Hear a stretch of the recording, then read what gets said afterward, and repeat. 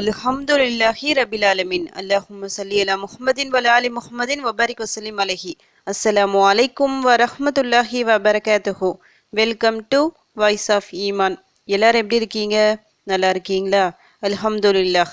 அல்லாஹ் சுப்ஹானஹு வ தஆலா உங்களுக்கு நீண்ட ஆயுளையும் ஆரோக்கியத்தையும் வழங்க வேண்டும் என்று துவா செஞ்சு ஆரம்பிக்கிறேன். ரமதான் மாத வியாழக்கிழமை நம்ம இருக்கிறோம். அல்ஹம்துலில்லாஹ். பொதுவாக அல்லாஹ்விடம் நாம் கேட்கும் ஒவ்வொரு துவாக்களுக்கும் நிச்சயமா பதில் உண்டு.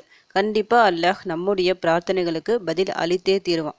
ஒன்று நாம் கேட்டதை உடனே தருவான், அப்படிலாம் கொஞ்சம் தாமதப்படுத்தி தருவான். அப்படி இல்லைன்னா நமக்கு வர இருக்கிற ஏதாவது ஒரு ஆபத்துக்களை நாம் கேட்கும் துவாக்களின் மூலமாக நீக்கி விடுவான். நமக்கு தெரியாத அந்த ஆபத்து, நமக்கு அந்த ஆபத்து வராமல் அல்லாஹ் நம்மை காத்திருப்பான். அடுத்து மூன்றாவதாக, இந்த உலகத்தில் நமக்கு எதுவுமே தராமல் நாளை மறுமையில் கண்டிப்பாக தருவான். நாளை மறுமையில் நமக்கு சிறப்பான அந்தஸ்து தர வேண்டும் என்ற ஒரு நோக்கத்தில் இந்த உலகத்தில் நிறைய கஷ்டங்கள் பிரச்சனைகளை கொடுத்து நாம் எப்படி நடந்துக்கிறோம் அதை பொறுத்து மறுமையில் நம்முடைய அந்தஸ்து இன்னும் அதிகமாக உயர்த்தப்படும்.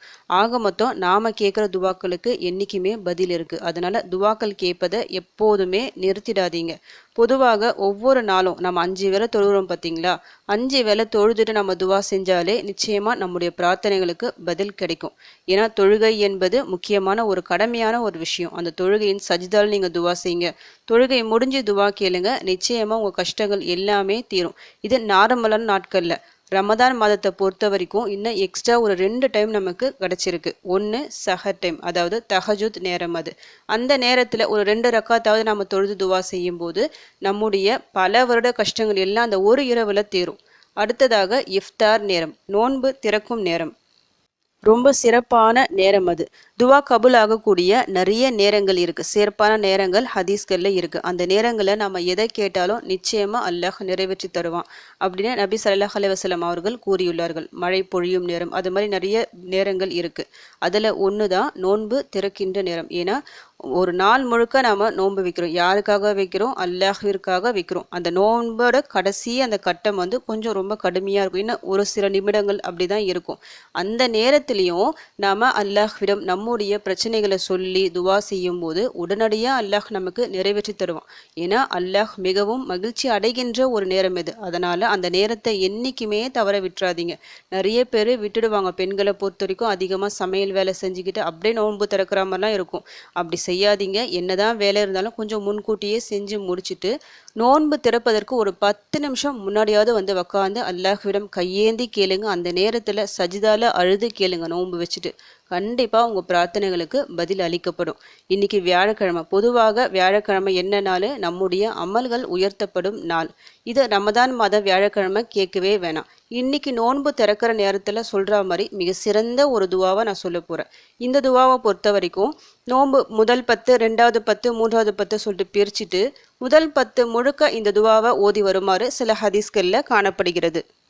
அதனால் நிறைய பேருக்கு இந்த துவா தெரிஞ்சிருக்கும். இன்னைக்கு பிரத்யேகமாக வியாழக்கிழமை அந்த இஃப்தார் நேரத்தில் இந்த ஒரு துவாவை குறிப்பிட்ட எண்ணிக்கையில் உங்களுக்கு நீங்களே கணக்கு வச்சுக்கிட்டு ஓதி துவா செஞ்சு பாருங்க. இன்ஷா அல்லாஹ் உங்களுடைய தேவை உடனடியாக கபுலாகும். எந்த தேவை நிறைவேறணும்னா அதை நியத்து வச்சுக்கிங்க. அதை நியத்து வச்சுக்கிட்டு இந்த துவாவை ஓதிக்கிங்க.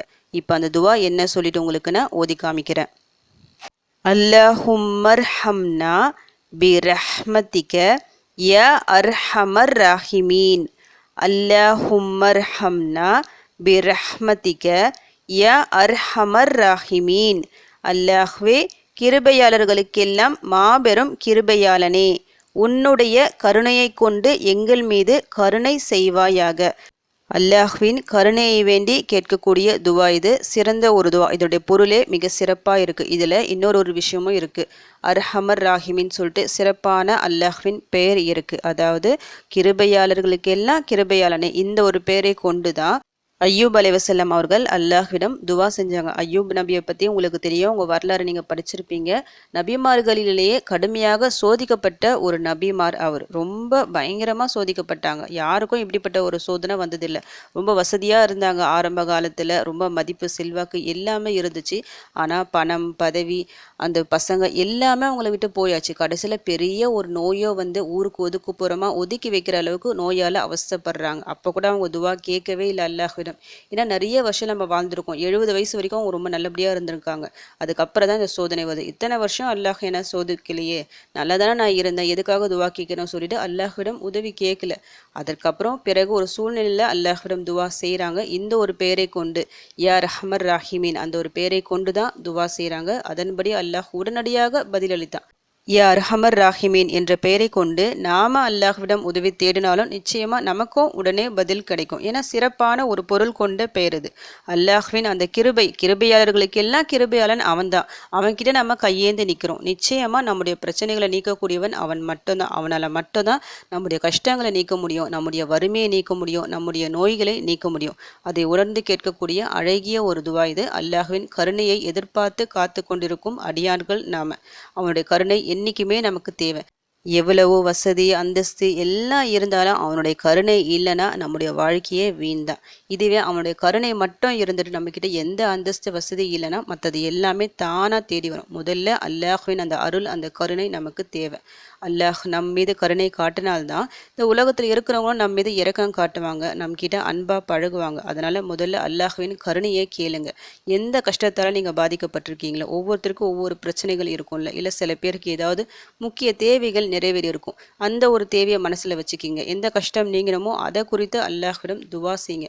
எனக்கு இந்த பிரச்சனை இருக்குது, இந்த பிரச்சனையை என்னை விட்டு நீக்கு யா அல்லாஹ் யா அர்ஹமர் ராஹிமின்னு சொல்லிட்டு அல்லாஹ்விடம் கையேந்தி துவா செய்யுங்க. நோம்பு திறப்பதுக்கு முன்னாடி எத்தனை முறை சொல்லிட்டு நீங்களே கணக்கு வச்சுக்கிங்க. ஒரு 100 முறை சொல்லிட்டு ஓதிக்குங்களேன். ஒரு 100 முறை ஓதுனா ரொம்பலாம் உங்களுக்கு டைம் எடுக்காது. மிஞ்சி மிஞ்சி போனால் ஒரு 10 நிமிஷமே அதிகம் தான். நீங்கள் பொறுமையாக ஓதுனா கூட இந்த துவாவை ஓதிட்டு ஓதுவதற்கு முன்னாடி சலவாத் ஓதிக்கிங்க. பிறகு இந்த துவா ஓதிட்டு மறுபடியும் சலவாத் ஓதி முடிச்சுட்டு அல்லாஹ்விடம் கையேந்தி கேளுங்க. சஜிதால கேளுங்க. நிச்சயமாக நீங்கள் கேட்டதை அல்லாஹ் எல்லாமே தருவான். நீங்கள் என்னென்னலாம் பண்ணுறீங்களோ அது எல்லாமே அல்லாஹ் பார்த்து கொண்டு தான் இருக்கிறான். நீங்கள் படுற கஷ்டங்களையும் அவன் பார்த்துட்டு தான் இருக்கிறான். அந்த கஷ்டத்தை தந்தவன் அல்லாஹ் தான். அவனால் மட்டும்தான் அதை நீக்கவும் முடியும். நீங்கள் தொடர்ந்து துவா செஞ்சுக்கிட்டே இருக்கும்போது தான் அந்த கஷ்டம் நீங்கும். சும்மா ஒரு முறை துவா கேட்டுட்டு, இல்லை ஒரு 2 நாள் 3 நாள் ஒரு வாரம் சொல்லிட்டு துவா கேட்டுட்டு என் பிரச்சனை நீங்களே சொல்லிட்டு சோர்ந்து போயிடாதீங்க. துவா கேட்பதில் நாம சோர்வடையாத வரை அல்லாஹ் நிச்சயமாக சோர்வடைய மாட்டான். அல்லாஹ் நம்மக்கிட்ட எதிர்பார்க்குறது எல்லாமே என்னுடைய அடியான் திரும்ப திரும்ப என்கிட்ட கேட்கணும், இன்னும் அதிகமாக கேட்கணும் சொல்லிட்டு அவன் எதிர்பார்க்குறான்.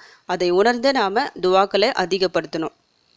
இன்னைக்கு மட்டும் இல்லை, எப்பெல்லாம் நோன்பு திறக்கிறீங்களோ அப்போல்லாம் இந்த துவாவை சும்மா ஒரு 3 முறை ஓதுனா கூட போதும். ஓதி அல்லாஹ்விடம் கையேந்தி கேளுங்க. நிச்சயமாக நீங்கள் நாடியது நடக்கும்.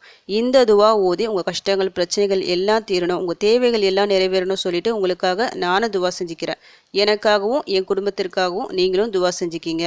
அல்ஹம்துலில்லாஹ். இந்த வீடியோ உங்கள் எல்லாருக்கும் யூஸ்ஃபுல்லாக இருக்கும்னு நினைக்கிறேன்.